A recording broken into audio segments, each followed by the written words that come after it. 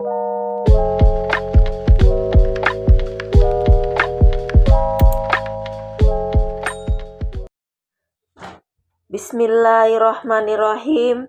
Assalamualaikum warahmatullahi wabarakatuh. Apa kabar sahabat semuanya? Tentu dalam keadaan sehat walafiat. Amin ya rabbal alamin. Jumpa lagi dengan Hanastan Channel yang selalu menceritakan untaian kisah para wali Allah. Sahabat, adapun judul kita kali ini yaitu seorang raja yang tidak berperi kemanusiaan. Sahabat, sebelum saya memulai cerita, saya sapa dulu untuk sahabat yang baru gabung di channel kami. Jangan lupa tekan tombol like, subscribe, dan komen. Dan jangan lupa tombol loncengnya agar semua sahabat mendapat notifikasi dari channel kami. Bagi sahabat yang telah bergabung, kami ucapkan terima kasih.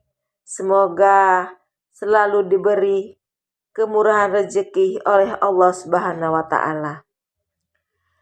Baiklah sahabat, saya akan memulai cerita saya kali ini. Pada zaman dahulu, yaitu zaman Bani Israel, ada seorang raja yang jahat dan ganas sekali. Dia tidak suka kepada orang-orang miskin yang meminta-minta kepada orang.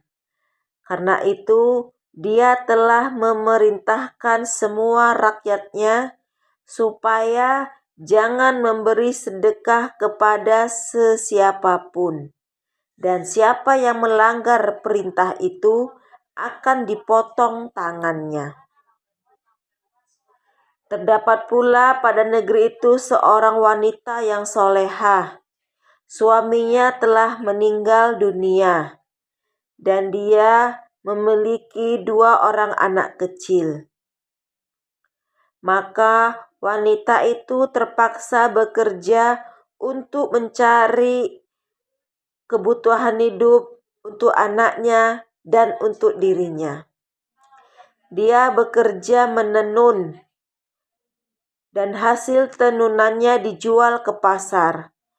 Lalu dari harganya itu dibelikanlah tepung untuk membuat roti. Mendapat 3 keping roti, yang 1 untuk dirinya dan yang 2 lagi untuk kedua anaknya. Pada suatu hari, saat wanita itu memasak rotinya, tiba-tiba datang seorang peminta sedekah. "Halo tuan, puan, saya sudah dari semalam tidak makan. Berilah saya sedikit makanan." Wanita itu lalu memberikan sepotong roti dari bagiannya sendiri dan berpesan kepada peminta itu, "Ingat, kau jangan makan di depan orang ramai. Nanti kau ditangkap kepolisian raja." "Baiklah, terima kasih banyak," jawab si peminta sedekah itu. Peminta sedekah itu pun segera pergi dari rumah wanita itu dengan hati yang gembira. Karena sudah puas dia meminta orang. Tiada siapapun yang mau memberinya karena takut kepada hukuman raja yang zalim itu. Kemudian setelah lelah berjalan, peminta sedekah itu lalu melihat ke kanan kiri dan masuk ke dalam lorong jalan dan mengeluarkan roti sedekahnya itu untuk dimakan. Memang kebetulan sekali nasibnya sial. Dia telah dikejar oleh kepolisian raja dan dia ditangkap. "Dari mana kau dapat roti itu?"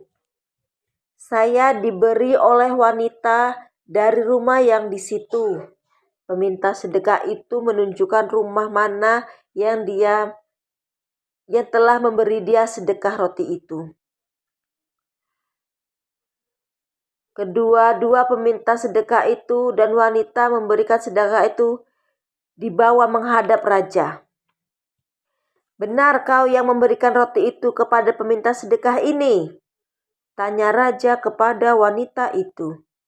"Benar, tuanku," jawab wanita itu. "Dia lapar. Apa yang hendak saya buat?" "Oh, kau berani melanggar perintahku." Raja itu pun marah. Lalu raja itu memerintahkan orang-orangnya supaya memotong tangan wanita yang berani melanggar perintahnya. Setelah dipotong tangannya, digantungkan tangan itu di leher wanita itu supaya dapat dilihat oleh orang banyak. Kemudian wanita itu kembali ke rumahnya. Tiba di rumah, wanita itu terus sholat dan bersyukur atas takdir yang ditentukan Allah Ta'ala pada dirinya. Kebetulan sekali dia sedang berpuasa saat itu. Apabila tiba waktu berbuka, dia pun berbuka. Kemudian dia tidur. Sedikit pun hatinya tidak merasa kesal atas kehilangan tangannya itu. Karena itu adalah takdir dari Allah Subhanahu wa Ta'ala. Pada keesokan harinya, datang lagi seorang fakir meminta makanan atau apa saja yang ada untuk menutup kelaparannya.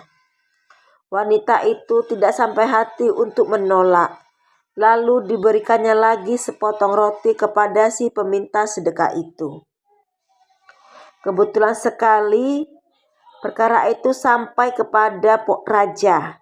Maka dia telah ditangkap lagi dan dihukum untuk dipotong pula tangannya yang kedua.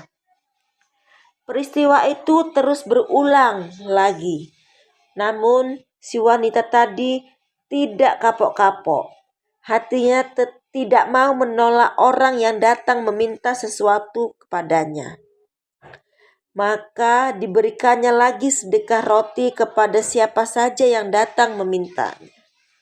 Dan berita itu sampai pula kepada raja. Maka ditangkap lagi lah ia dan dipotong pula kakinya. Yang pertama kaki sebelah kanan, kemudian yang sebelah kiri. Sehingga wanita itu tidak mempunyai tangan dan kaki lagi. Alkisah bahwasanya qada Allah itu tidak berhenti di situ saja. Mungkin sesuatu qada itu ada sebabnya dan ada pula baiknya. Tiada dapat disingkap oleh hambanya. Hari-harinya tetap sama bagi si wanita itu. Setiap hari tidak ada bedanya. Sembahyang, puasa, dan beribadah tanpa berhenti-henti. Pada pagi hari, apabila dia keluar untuk bersuci dan tanpa disangkanya, kedua anak kecilnya ikut keluar dari rumah. Tiba-tiba datang seekor serigala lalu menyambar seorang dari anaknya itu. Wanita itu coba merangkak mengejar serigala itu.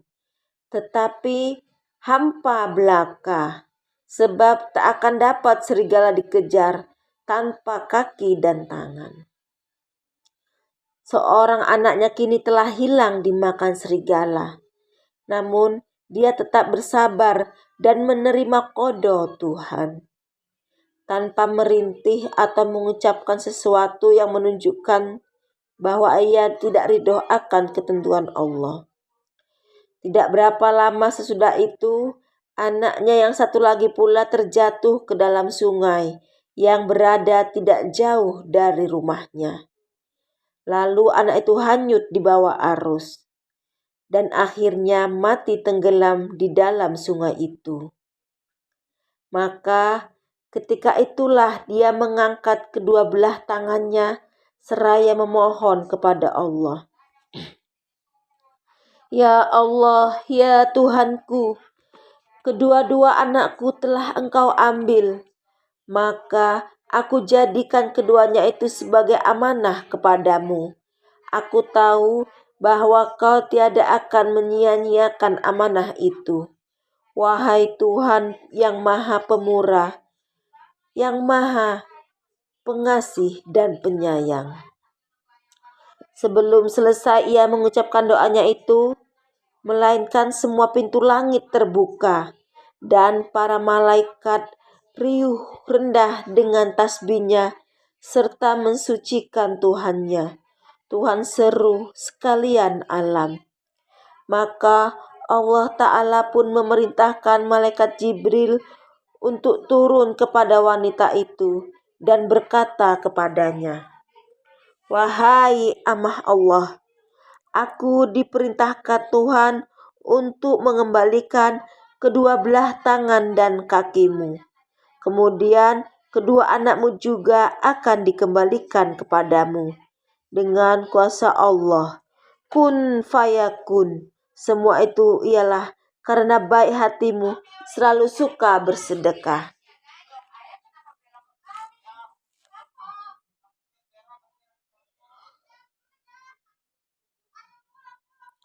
Sebentar lagi kedua tangannya pun tumbuh dan kedua kakinya pun pula. Kemudian menjelma pula kedua anaknya dan dikembalikan kepadanya dengan kuasa Allah. Dia terus bergembira dan bersyukur kepada Allah atas karunia-Nya itu, karena berkat sabar dan syukurnya kepada Allah atas segala qada dan takdirnya itu. Al-Kisah, maka berita wanita itu sampai pula ke telinga raja. Wanita itu lalu diundang datang menghadap raja. Kali ini dengan penuh penghormatan dan penghargaan. Raja bertanya, "Bagaimana tangan dan kakimu bisa kembali semula?" "Tuhan telah mengambilnya dan telah mengembalikannya. Dia Maha Kuasa atas segala sesuatu," jawab wanita itu. "Ya, memang benar katamu.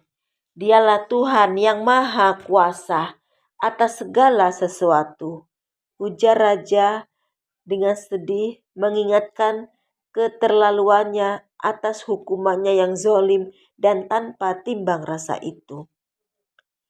"Ini semua adalah karena berkat sedekah yang aku berikan kepada orang-orang yang susah, yang mana Tuanku melarang hamba sebagai rakyat untuk melakukannya." Jelas wanita itu lagi kepada raja, "Oh tidak, sekarang aku sudah insaf. Aku tidak akan melarang lagi, apalagi untuk memotong tangan orang yang memberi sedekah. Aku telah membatalkannya," balas raja itu pula. Maka sejak dari hari itu, raja itu telah memohon istighfar kepada Allah dan meminta ampun kepadanya. Dia terus bersembahyang dan beribadah sebanyak-banyaknya hingga ia wafat. Yang ajaib sekali, raja dan wanita itu wafat pada hari yang sama, seperti mereka telah berjanjian.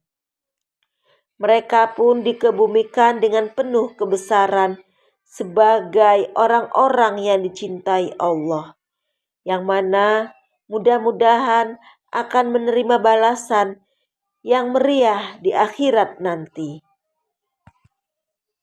Amin, amin, ya Rabbal Alamin. Subhanallah, Maha Suci Allah. Sahabat, demikianlah kisah seorang raja yang tidak berperi kemanusiaan, yang pada akhirnya dia akan insaf dan kembali ke jalan yang benar dan memohon ampun kepada Allah Subhanahu wa Ta'ala. Sahabat, mudah-mudahan dengan cerita tadi kita bisa mengambil hikmahnya, dan semoga Allah selalu mengampuni hambanya yang berbuat khilaf. Sahabat, sebelum saya menutup cerita ini, sekali lagi untuk sahabat yang telah bergabung dengan channel kami ucapkan terima kasih. Sekali lagi, jangan lupa tekan tombol like, subscribe, dan juga komennya. Wabillahi taufik wal hidayah. Wassalamualaikum warahmatullahi wabarakatuh.